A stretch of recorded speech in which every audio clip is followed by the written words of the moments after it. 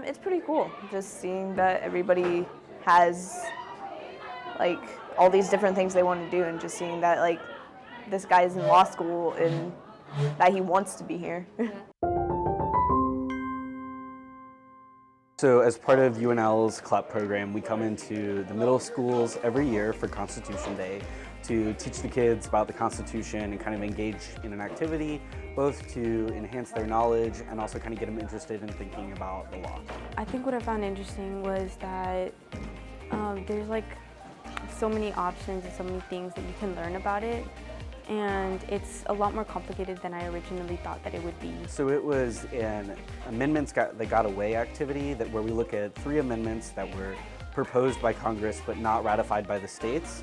And we have the students go over them, discuss the pros and cons, and discuss it as a class, and then they get to vote to see if their class is going to ratify that as part of their constitution. It was kind of cool to see that all these different opinions, just seeing that people think the way they do. I think it is important to learn about the Constitution because it's what America is based on, and it's how we started and how we're still continuing to be as a country. First and foremost, I hope that they had fun with the experience and learned a little bit more about the Constitution, but also kind of open their eyes to potentially a new career path or different ideas to think about going forward, and kind of, at a formative age in which they kind of starting to make their own decisions about what they think and how they feel about certain issues. I think it's a really great opportunity for them to be able to express that and kind of explore the different options. I think that when he came in here, it kind of changed my mind a little bit, and I think I kind of want to study to be an attorney. I just found it really cool that people wanted to come in. I mean, I think it's just really great that the law school has done this program. I'm not exactly sure for how many years, but I know it's been going on for a while, just working with the LPS schools to kind of get involved and spread more knowledge and also expose kids to the great resources that they have in their community.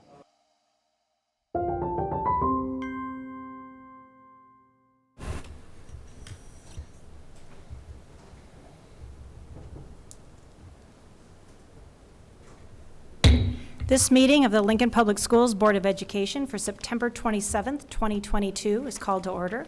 Laura, would you please call the roll? Ms. Beyer. Here. Mr. Boswell. Present. Mrs. Danik. Here. Mrs. Duncan. Here.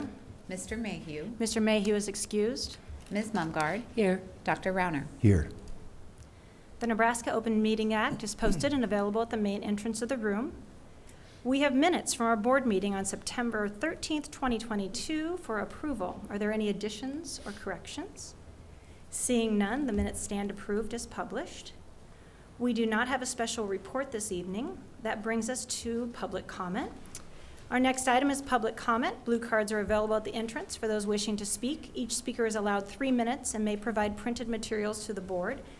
Please begin your remarks by introducing yourself. Section 84-1412 of the Nebraska Open Meetings Law now requires that any member of the public desiring to provide public comment or to otherwise address the board shall identify themselves, including an address and the name of any organization represented by such person.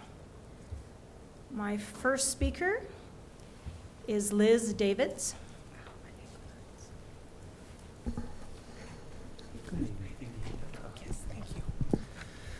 Good evening. Good evening, board members. I appreciate that the new superintendent, Dr. Gossman, is connecting with the Lincoln community and presented to Leadership Lincoln this past Wednesday, and that it was live streamed on Facebook and presented through a Zoom format as well. I was able to participate in the Zoom meeting, and it was very informative on Dr. Gossman and his perspective and plans for LPS. At one point, Dr. Gossman, you said, zip code doesn't indicate performance here in Lincoln. And I was pretty surprised by this statement. I live in Kathy Danik's Northeast District, and the schools closest to me have significantly different academic achievement scores than my friends' schools in other areas of Lincoln. So I've printed out some stats from the Nebraska Department of Education website, and you all have them in front of you.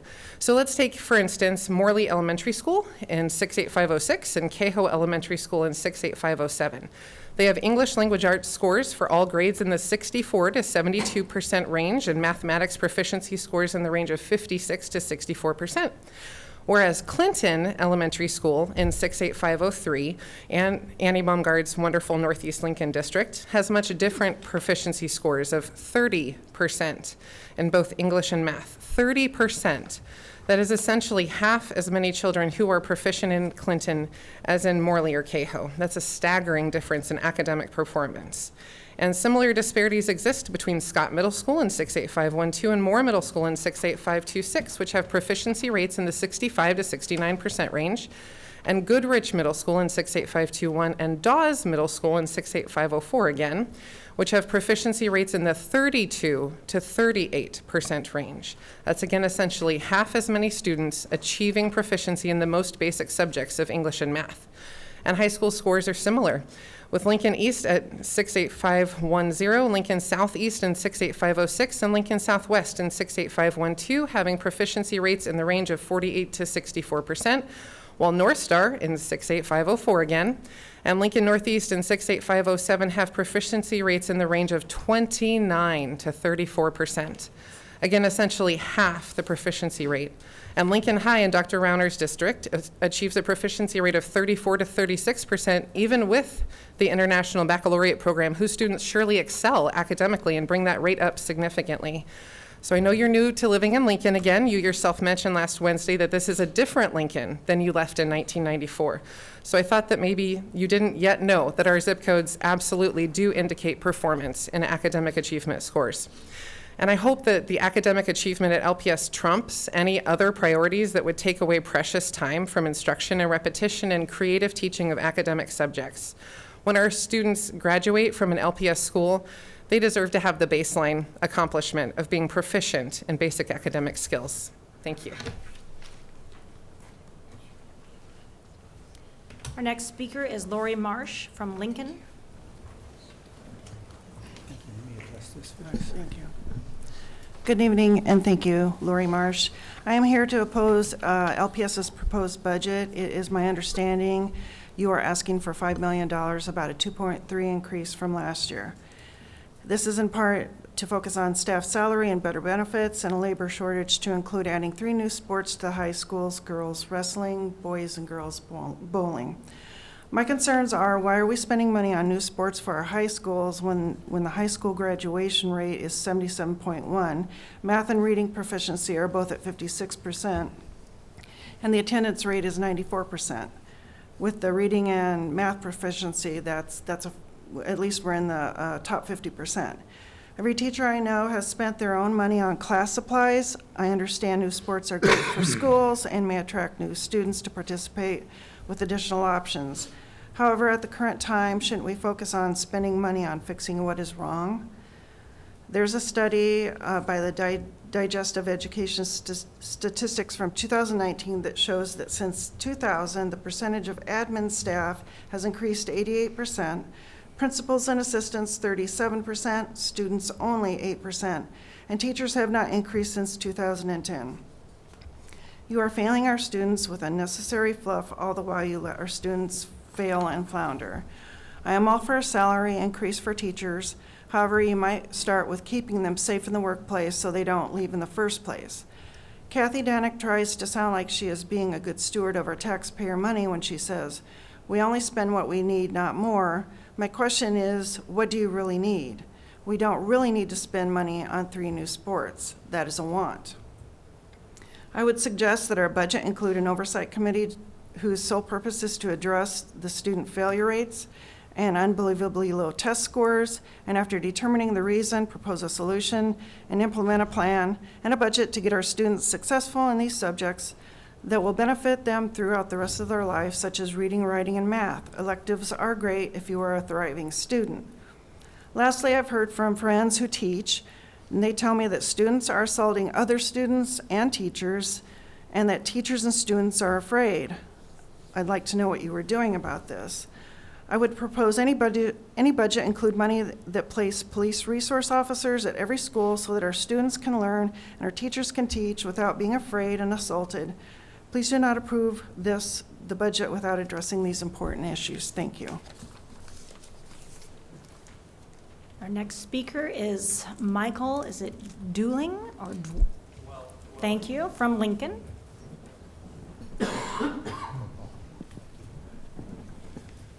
All right, yes. My name is Mike Dwelling. It's the first time I've been before the board. I come before this LPS school board tonight as a Christian father with 3 children enrolled in LPS. I also have a son who graduated from Southeast last year. For many years, my wife was involved with the PTA at Randolph Elementary School, and we have greatly appreciated many of our children's teachers, their dedication to education, and to our children. In recent years, however, our trust in the LPS school system has lessened considerably. I know I'm not the only one, as many solid families are pulling their children from the LPS system to private or homeschooling. For all the new education experts, the paras, and school counselors being hired, the health of the schools and the students themselves seems to be deteriorating. I know that Christianity and the Christian perspective has been canceled for many years from our school systems. I believe that much of the current chaos and confusion is a direct result.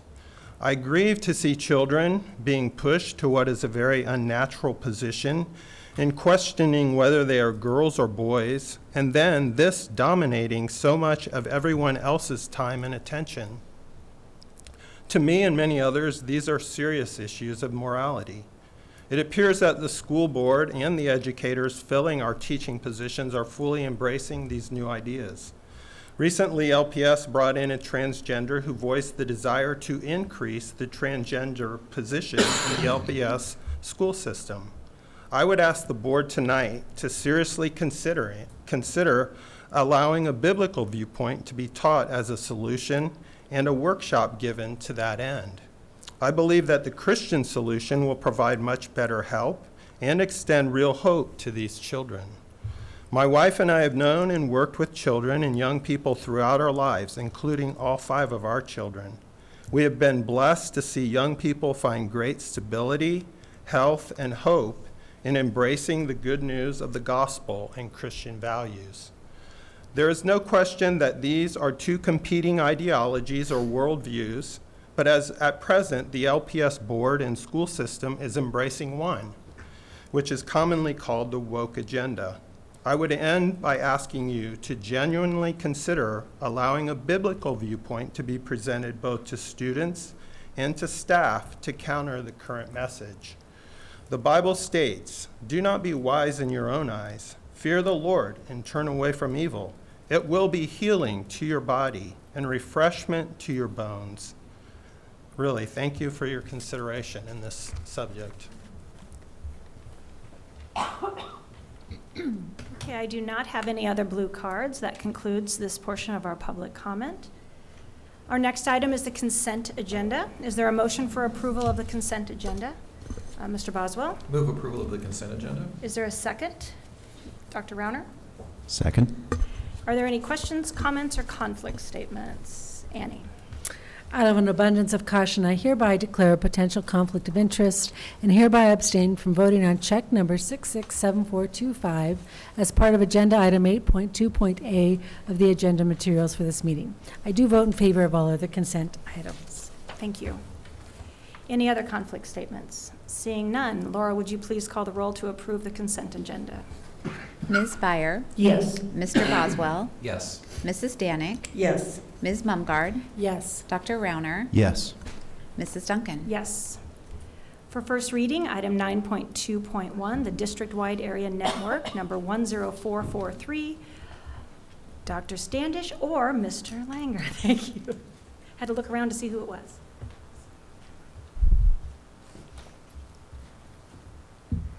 Thank you. Our wide area network, based on a fiber optic system, is something we've had in the district since 2001.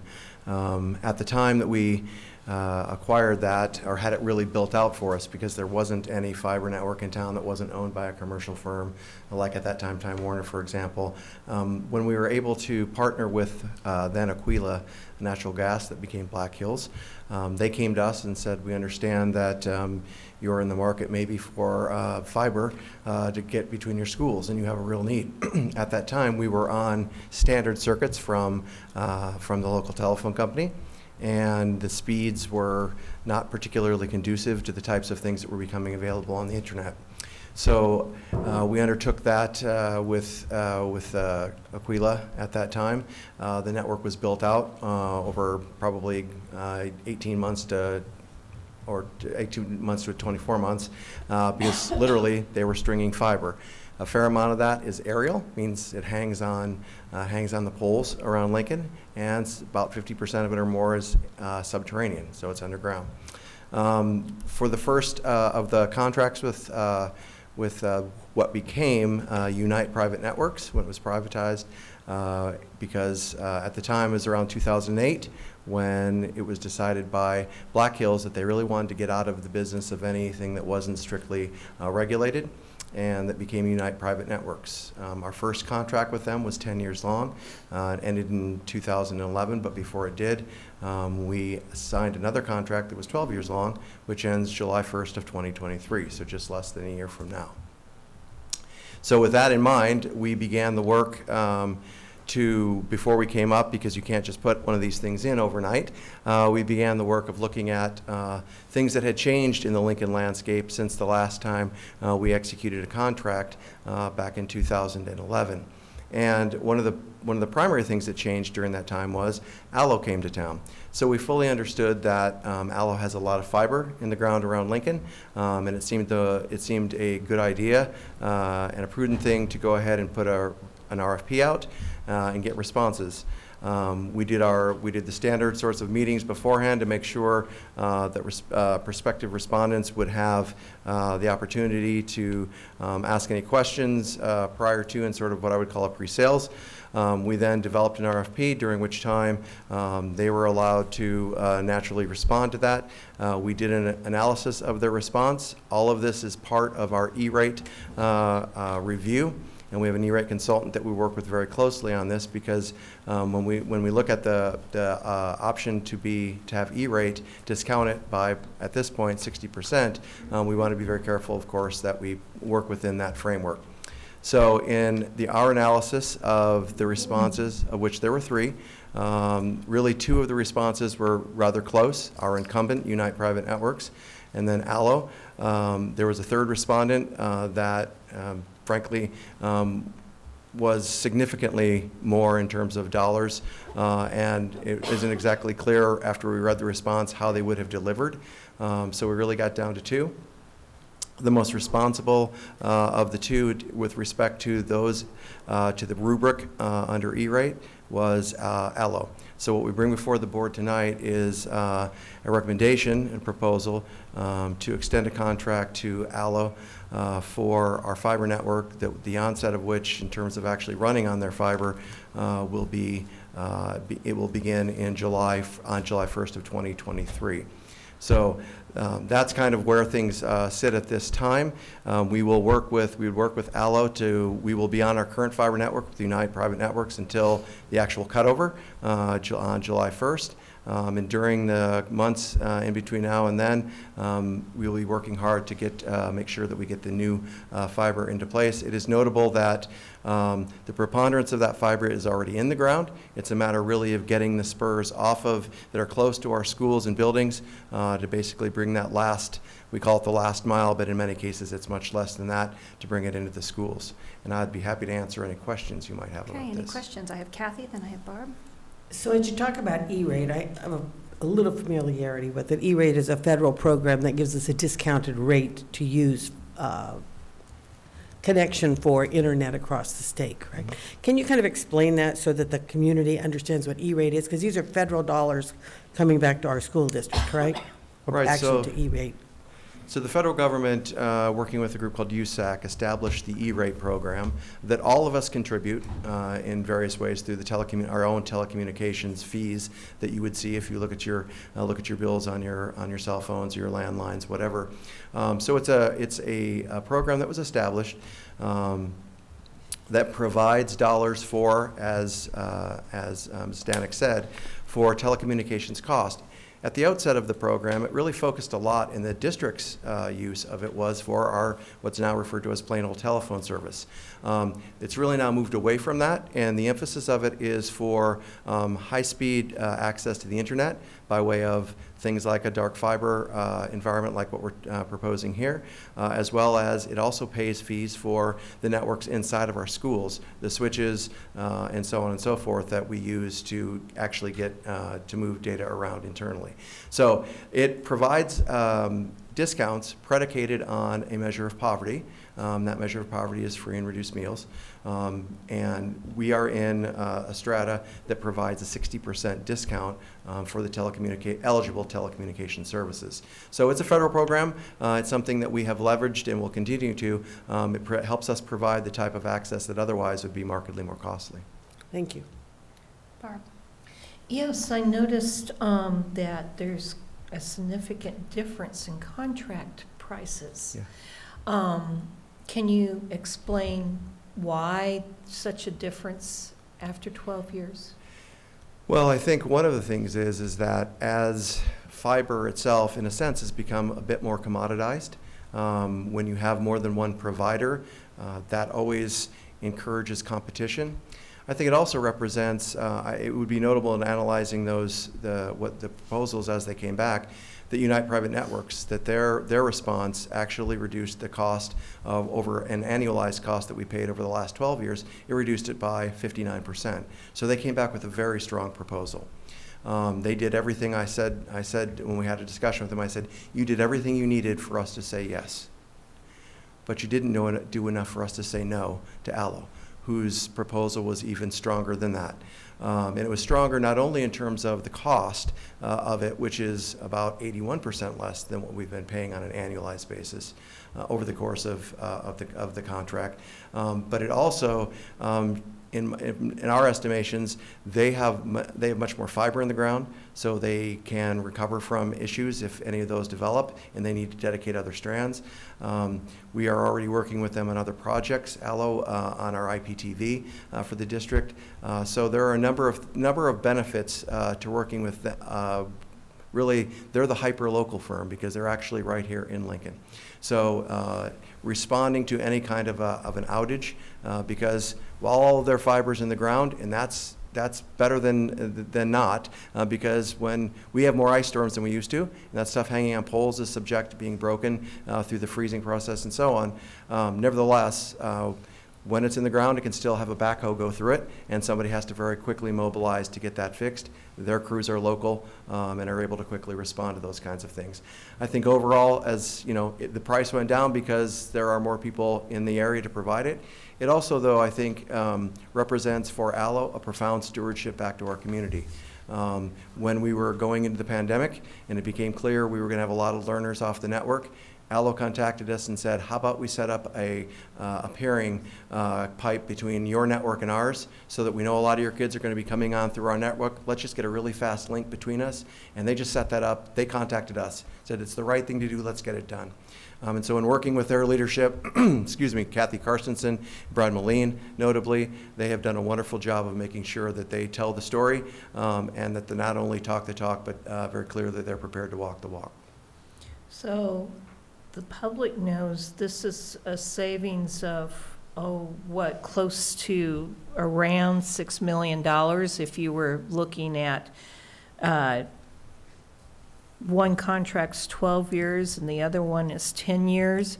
So I'm just kind of making up the difference a little bit there. So it'd be a savings of around $6 million or so? Yeah, if we looked at the non-E-rated costs between the two as they came back, the non-E-rated cost would be a difference of let's see, go back to nights.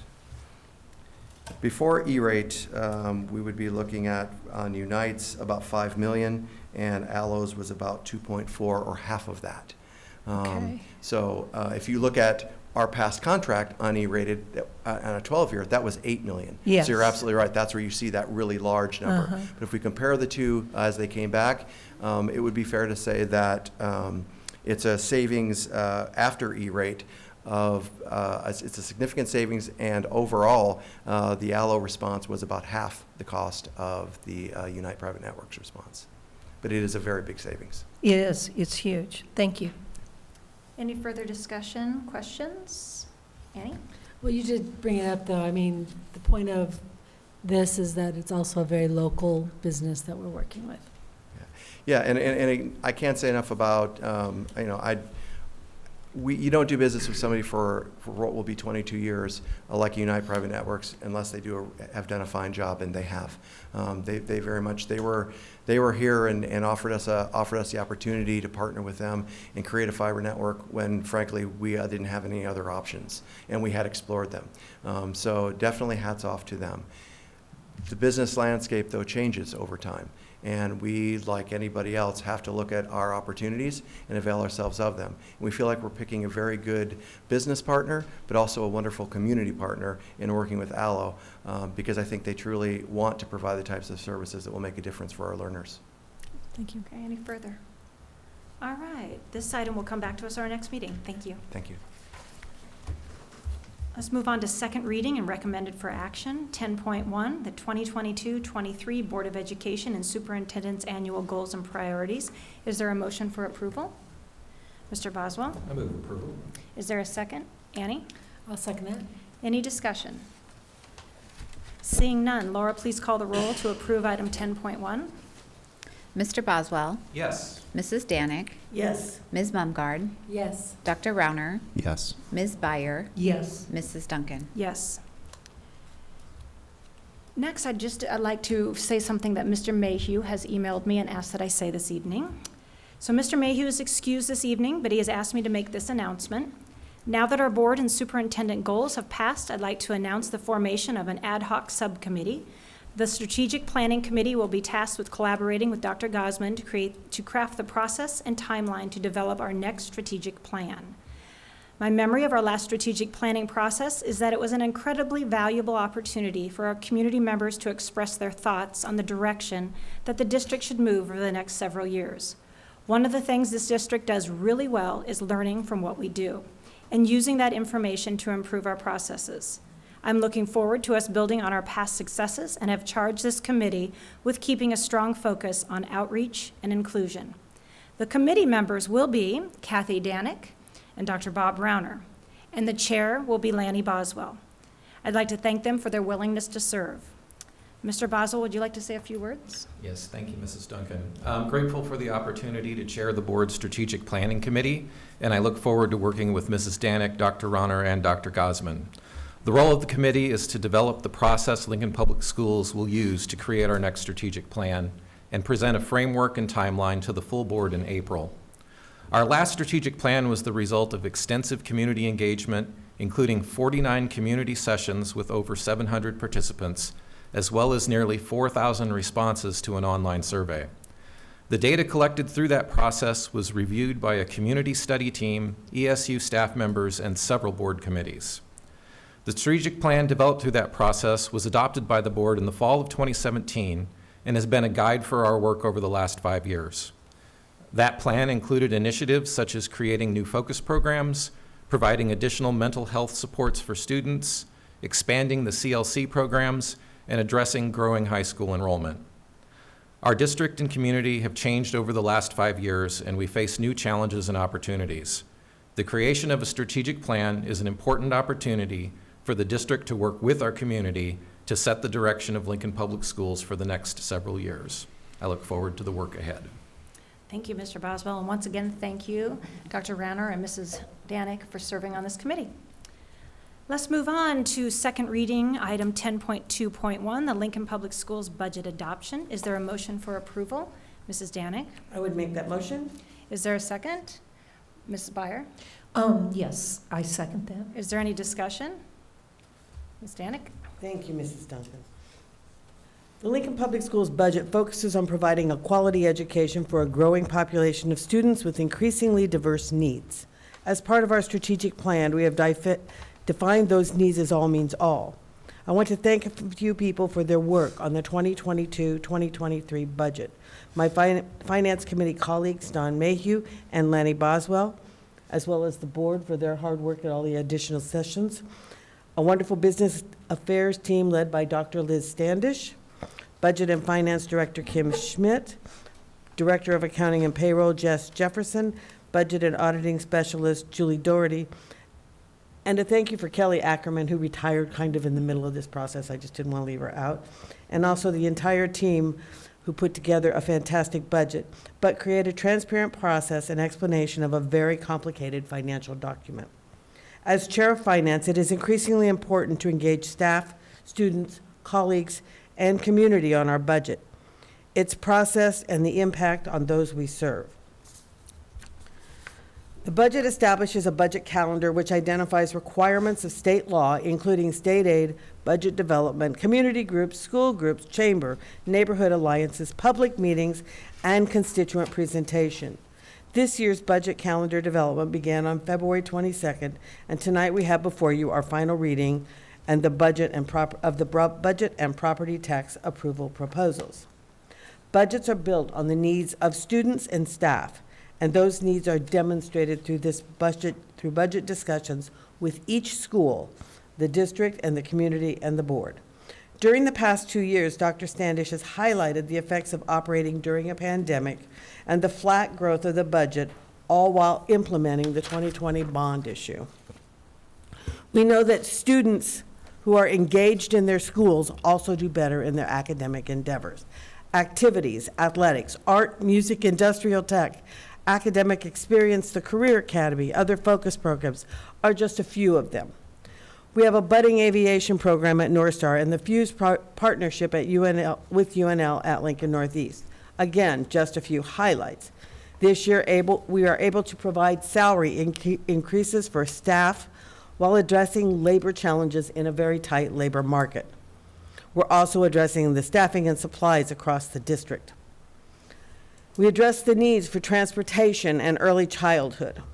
We added girls wrestling as well as girls and boys bowling at the high school level and made room for that in our budget because they are now NSAA sports. Addressing learning loss from 2 years of a pandemic. Providing operational budget needs for the CLASS program, which is our technology program, to fund the technology replacement schedule, as well as operations, curriculum, and utilities. We also opened 2 new schools, Lincoln Northwest High School and Ada Robinson Elementary. All of this while lowering the combined levy by 1/3 of a penny. It is for these reasons that I will be voting for adoption of this budget and for the tax levy proposal, and I hope my colleagues will do the same. Thank you. Thank you. Any further discussion? Annie? So I was recently talking to a friend of mine who is a school board member out in western Nebraska, and he was making the comment about how do you make this budget? The numbers are so big. And I'm like, the beautiful thing is that, the team that we have that makes them is really, really talented and has at the heart of what they do students and staff, and just making sure that our community is being served well. And so I would like to say thank you for that, because he was saying that the process they go through is so much the same. It's just the numbers are smaller. And it's just like we're all doing the same thing pretty much across the state, probably across the nation, as we try to make our budgets, is we're just trying to make the best decisions we can to serve our community by serving our children. And there's a lot of people involved who need to be paid to make that happen. There's a lot of light bills that have to be paid to make that happen. There's a lot of food that has to be delivered to make that happen. And it is really mind-blowing to me every time I get our budget. And I do try to do my best to get through the numbers and understand them as well as one can when you're looking at millions and millions of dollars. Just really want to thank the fact that we have a staff that I find to be trustworthy. I find to be working from the part where I'm working from, which is trying to do our best for our community and those who need us the most, which is the next generation. So I strongly stand by this budget, and we've had plenty of times to look at it and plenty of times to talk about it, and I just really wanted to put that little exclamation point. Thank you, Annie. Any further discussion? All right, seeing none, Laura, please call the roll to approve item 10.2.1. Mrs. Danik? Yes. Ms. Mumgard? Yes. Dr. Rauner? Yes. Ms. Byer? Yes. Mr. Boswell? Yes. Mrs. Duncan? Yes. Also on second reading, item 10.2.2, the 2022-2023 Lincoln Public Schools property tax request. Is there a motion for approval? Mrs. Danik? I would move approval. Is there a second? Ms. Mumgarde. I'll second that. Is there any discussion? Seeing none, Laura, please call the roll to approve item 10.2.2. Ms. Mumgarde, Yes. Dr. Rauner, Yes. Ms. Byer, Yes. Mr. Boswell, Yes. Mrs. Danik, Yes. Mrs. Duncan. Yes.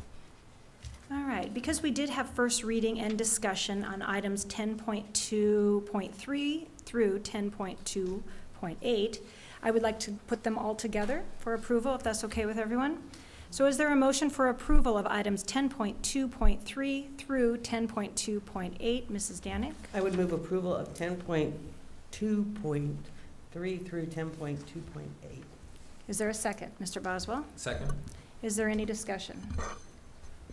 Seeing none, Laura, please call the roll to approve items 10.2.3 through 10.2.8. Dr. Rauner, Yes. Ms. Mumgarde, Yes. Mrs. Danik, Yes.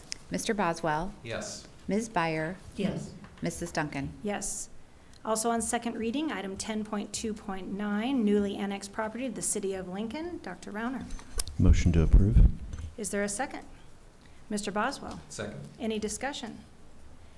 Seeing none, Laura, please call the roll to approve item 10.2.9. Mr. Boswell, Yes. Mrs. Danik, Yes. Ms. Mumgarde, Yes. Dr. Rauner, Yes. Ms. Byer, Yes. Mrs. Duncan. Yes. Also on second reading, item 10.3.1, policy 6700, instructional program authorization of student activities. Is there a motion for approval? Mrs. Danik. I would make that motion, and then I would like to speak. Okay, is there a second? Mr. Boswell? Second. Any discussion? Mrs. Danik. Because we approved the funding of the bowling and the girls wrestling, we now have to change the policy to add those to the policy of activities. And it'd be worthwhile to note that students who are involved, regardless of what they're involved in, they have a cost, they just move to one or another thing. There's a minimal cost when we add a program, but it's there and we budgeted for it. But more importantly, the students that came and asked us for these things, their engagement in their schools, they're top students, they're working hard, and they want to represent the schools they attend. That connection is really important as kids grow and develop, learning how to be engaged in a community. For them, it's just their school, but as they leave their school, you hope that it taught them about being involved in a bigger community that they will live in. So I'm very happy to support this. Very good.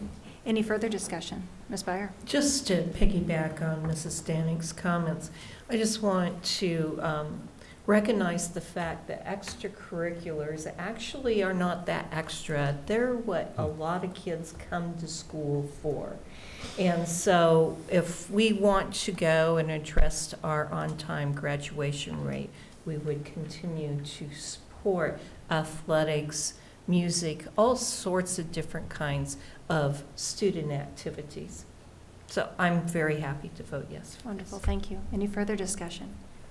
All right, seeing none, Laura, please call the roll to approve item 10.3.1. Mrs. Danik, Yes. Ms. Mumgarde, Yes. Dr. Rauner, Yes. Ms. Byer, Yes. Mr. Boswell, Yes. Mrs. Duncan. Yes. I do not have any emergency actions. We do not have anything removed from the consent agenda. Brings us to informational items and reports. Are there any board committees wishing to report tonight? Anything from any special appointments? That brings us to the superintendent's update. Dr. Gosman. Very briefly, I would just like to acknowledge that recently our community celebrated the Inspire Awards and the Inspire Award winners. The 2022 Inspire Awards recognized women who have excelled in their professional lives and emerged as leaders and role models in the Lincoln community. I don't know if you know this, but LPS was well represented among the winners, two of whom are in the room right now. Dr. Van Price, I think back in the corner. Oh, she has to stand. Stand up. For excellence in education. Very proud of her, and of course our own Connie Duncan for excellence in She has to stand. philanthropy. Yeah, see, now you regret that. And then I just want to mention a couple of other award winners who are maybe lesser known in this room right now, but are just as important. Sophomore at East, Ellie Heiser. won the Founders Award for her early childhood reading program. And I want you to know that I've already offered her a teaching contract. I'm not sure she's going into teaching, but I'm going to try. And graduate of Lincoln High, Allah Ismail, won the Inspire Scholarship at those events. And so very proud of the representation of Lincoln Public Schools at that very large community event. And with that, I close my report. Thank you. Thank you, Dr. Gossman. That was unexpected. Thank you. There is a monthly financial report. Any questions? Okay. That brings us to announcements of upcoming events for the board. September 30th, we have the SSKI board meeting is that the city county building? Is that nope, it's here. Oh, Steve Joel, of course. 12:15. October 4th, State of the City address at 7:30 a.m. October 5th, the chamber coffee at the chamber office at 8 a.m. And October 11th, we're back here for a board meeting at 6 p.m. That brings us to public comment again. We do have one person for public comment, Gina Frank from Lincoln. I gotta get used to the SJ. I think I'm good. Yes. Thank you so much for letting me speak. I made it just in time. I just had some comments. I know that there was some comment on academic proficiency, and I just want to thank LPS for making sure that students feel safe, because students thrive where they feel safe. So when we have trans kids, LGBTQ kids, they should feel safe in their learning environment. They should feel represented. They should feel welcome. And that's when they will learn the best. And then I'm so happy to see that bowling is up, because I sat in the room with a bunch of the bowling people during their early public comment period, and I was like, man, that sounds like a really good program. So super excited that that's in the budget and gonna happen. And then there was a comment about Christianity being canceled, and that you should provide a Christian's perspective for, being accepting of trans kids. And I'd just like to remind you, and I know you guys all know this, but if you provide a Christian perspective, then you probably need to provide perspectives from all religions, which would include the Satanic Temple, Buddhism. You should probably provide an atheist perspective. So I don't think that that is really appropriate for school. And I applaud you for having, a trans perspective be provided. And then I also wanted to thank you for supporting homeschoolers. I know a lot of people are like, well, they're homeschooling their kids. Okay, cool. I know that LPS has programs for homeschoolers. So if you're a homeschooler, you can come and you can take math classes at your middle school, or you can be involved in PE, and all those things. And you can homeschool your kids without interrupting the learning of every other kid in the school if you don't agree with certain things. Also, I just have to give you a shout out to the cafeteria staff. The lunches are fantastic. I have had a chance to go and eat one, and it was delicious. And all of every lunch that my child has had at their elementary school, they're like, that was really good. This is some of the best food I've ever eaten. And I'm like, I guess lunches have changed a lot since I was a kid. So it was a piece of pizza with one pepperoni slice on it, and then like a half a banana. It was super gross. But anyway, thank you, Lincoln Public Schools, for being amazing, and just keep up the good work, teachers and staff. Okay. I do not have any more blue cards. That concludes that portion of public comments. I do not have a request from staff for a closed session, and so we are adjourned. 44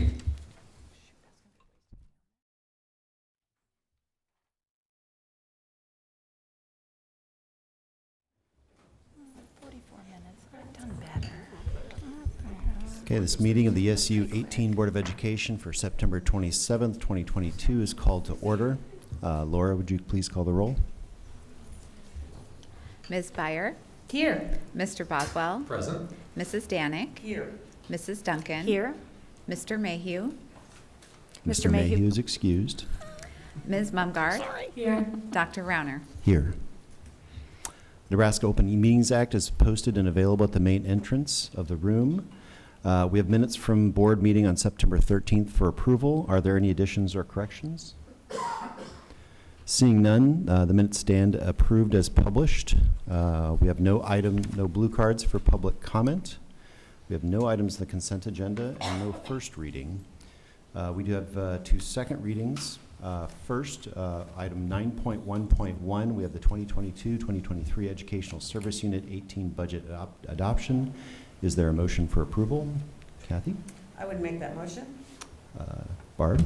I'll second that. Any discussion?